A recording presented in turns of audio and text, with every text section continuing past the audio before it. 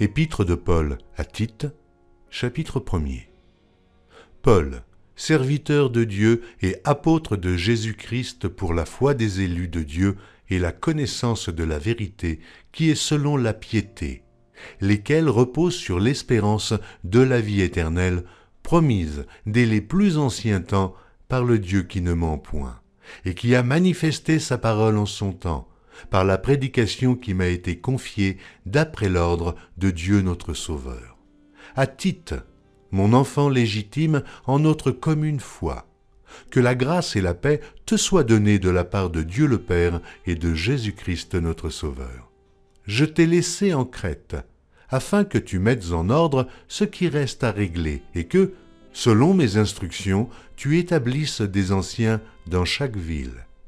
S'il s'y trouve quelque homme irréprochable, mari d'une seule femme, ayant des enfants fidèles, qui ne soit ni accusé de débauche, ni rebelle. Car il faut que l'évêque soit irréprochable, comme économe de Dieu, qu'il ne soit ni arrogant, ni colère, ni abonné au vin, ni violent, ni porté à un gain déshonnête, mais qu'il soit hospitalier, ami des gens de bien, modéré, juste, saint, tempérant, attaché à la vraie parole, telle qu'elle a été enseignée, afin d'être capable d'exhorter selon la saine doctrine et de réfuter les contradicteurs. Il y a en effet, surtout parmi les circoncis, beaucoup de gens rebelles, de vains discoureurs et de séducteurs, auxquels il faut fermer la bouche. Ils bouleversent des familles entières, enseignant pour un gain honteux ce qu'on ne doit pas enseigner. L'un d'entre eux, leur propre prophète, a dit « Crée-toi, toujours menteur, méchante bête, ventre paresseux ». Ce témoignage est vrai. C'est pourquoi reprends-les sévèrement, afin qu'ils aient une foi saine, et qu'ils ne s'attachent pas à des fables judaïques et à des commandements d'hommes qui se détournent de la vérité. Tout est pur pour ceux qui sont purs. Mais rien n'est pur pour ceux qui sont souillés et incrédules. Leur intelligence et leur conscience sont souillées. Ils font profession de connaître Dieu, mais ils le renient par leurs œuvres, étant abominables, rebelles et incapables d'aucune bonne œuvre. Pour toi, dis les choses qui sont conformes à la saine doctrine. Dis que les vieillards doivent être sobres, honnêtes, modérés, saints dans la foi, dans la charité, dans la patience. Dis que les femmes âgées doivent aussi avoir l'extérieur qui convient à la sainteté, n'être ni médisantes, ni abonnées au vin. Qu'elles doivent donner de bonnes instructions dans le but d'apprendre aux jeunes femmes à aimer leurs maris et leurs enfants, à être retenues, chastes, occupées aux soins domestiques, bonnes, soumises à leurs maris, afin que la parole de Dieu ne soit pas blasphémée. Exhorte de même les jeunes gens à être modérés, te montrant toi-même à tous égards un modèle de bonnes œuvres et donnant un enseignement pur, digne, une parole saine, irréprochable, afin que l'adversaire soit confus, n'ayant aucun mal à dire de nous. Exhorte les serviteurs à être soumis à leur maître, à leur plaire en toutes choses, à n'être point contredisants, à ne rien dérober, mais à montrer toujours une parfaite fidélité, afin de faire honorer en tout la doctrine de Dieu, notre Sauveur. Car la grâce de Dieu, source de salut pour tous les hommes, a été manifestée.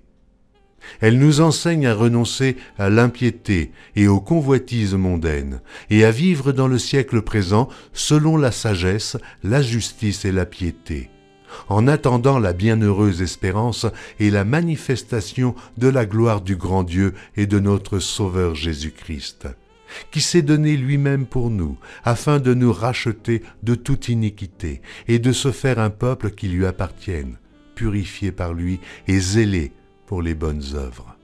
Dis ces choses, exhorte et reprends avec une pleine autorité, que personne ne te méprise. Chapitre 3.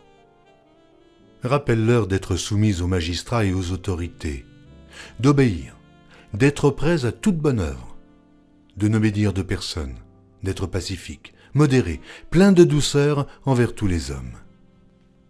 Car nous aussi nous étions autrefois insensés, désobéissants, égarés, asservis à toute espèce de convoitise et de volupté, vivant dans la méchanceté et dans l'envie, dignes d'être haïs, et nous haïssant les uns les autres.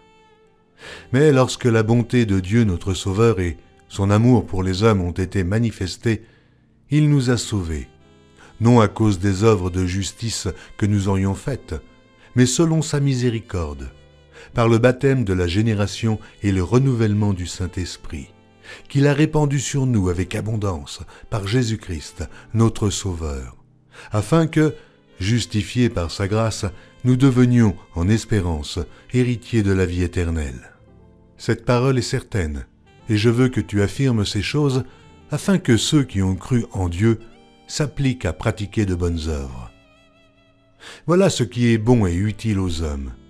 Mais évite les discussions folles, les généalogies, les querelles, les disputes relatives à la loi, car elles sont inutiles et vaines.